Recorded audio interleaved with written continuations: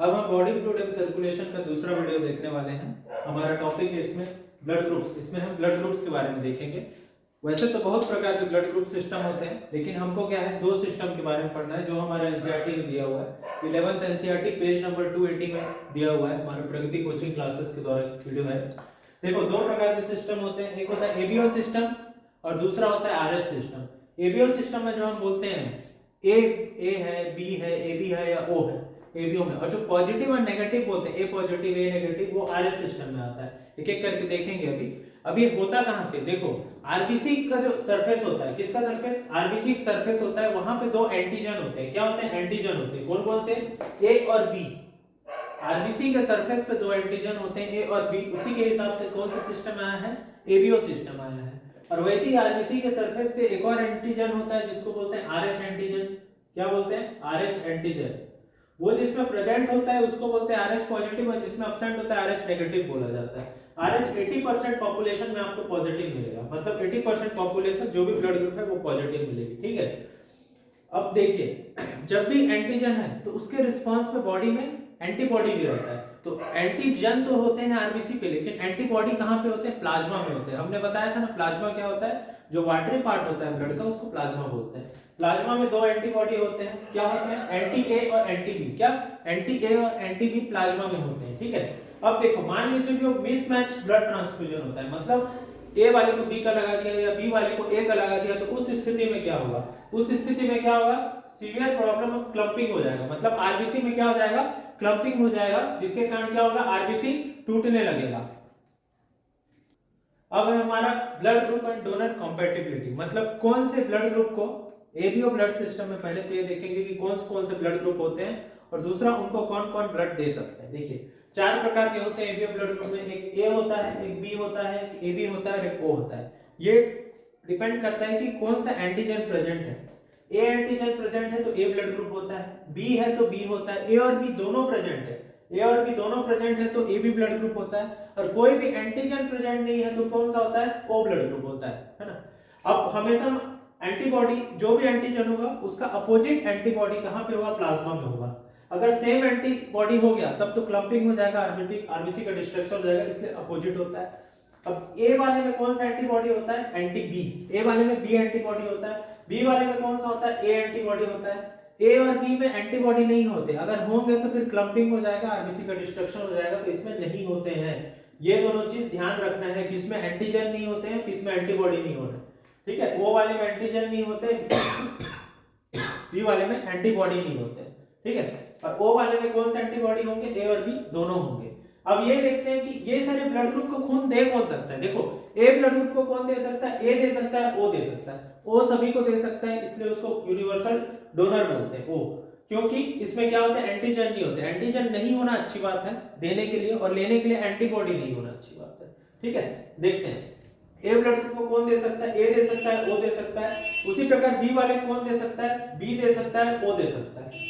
A B वाले को सभी दे सकते हैं, ए दे सकता है, बी दे सकता है, ए बी दे सकता है, ओ दे सकता है। ये दोनों बहुत बहुत इंपॉर्टेंट है, ये वाला। और किसको कौन दे सकता है, किसको कौन ले सकता है, यहां से क्वेश्चन आता ही है।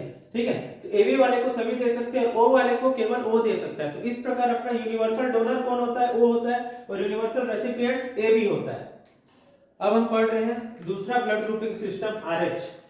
RH special blood group system है। इसका नाम दिया गया एक प्रकार का मंकी, बंदर का प्रजाति होता है, रिसस मंकी होता है, उसमें सबसे पहले खोजा गया था, उसी के नाम पे दिया गया आरएच ग्रुपिंग। ठीक है। देखो, ये कितने परसेंट ह्यूमंस में होता है, 80% में प्रेजेंट होता है। ठीक है। जिनमें प्रेजेंट होता है उनको बोलते हैं आरएच पॉजिटिव, और जिनमें एब्सेंट होता है जिनको बोलते हैं RH negative. RH positive, RH negative. अब एक स्पेशल टाइप का इसमें रिएक्शन होता है, आरएच इनकॉम्पैटिबिलिटी के एक स्पेशल टाइप का रिएक्शन है, आपके एनसीईआरटी में दिया हुआ है। मोस्ट इंपोर्टेंट क्वेश्चन है, इससे क्वेश्चन आ सकता है। इसको बोलते हैं आरएच इनकॉम्पैटिबिलिटी या मिसमैच। इसमें क्या होता है, ये एक्चुअली प्रेगनेंसी से रिलेटेड है। प्रेग्नेंट मदर है, इसका प्रेग्नेंट मदर है, और मदर जो है आरएच नेगेटिव है। मदर क्या है, आरएच नेगेटिव है। और बच्चा है, पहला बच्चा, कौन सा बच्चा, फर्स्ट बेबी।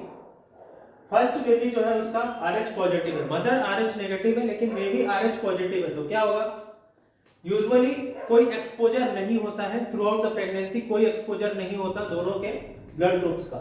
ठीक है। लेकिन क्या होता है, at the time of delivery, delivery के समय बहुत सारे ऐसे प्रोसेस होते हैं बॉडी में कि इनका एक्सचेंज हो जाता है, मतलब बेबी का ब्लड मदर के ब्लड में मिक्स हो जाता है। तो क्या होता है भाई, एक RH पॉजिटिव का ब्लड RH नेगेटिव में गया, तो ये हमारे बॉडी का टेंडेंसी होता है कि कभी भी कोई नया एंटीजन आता है तो उसके खिलाफ क्या बनता है, एंटीबॉडी बनता है।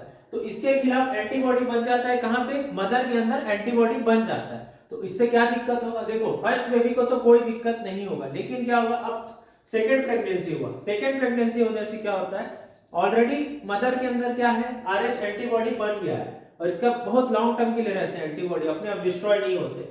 अब क्या होगा, अगर फिटस, दूसरा वाला जो फिटस है फिर से RH पॉजिटिव है, तब क्या होगा, अब देखो इसके पास एंटीबॉडी बन गया है और RH पॉजिटिव फिटस है, तब क्या होगा, ये इसके फिटस के जो RBC है उसको डिस्ट्रॉय करना शुरू कर देगा।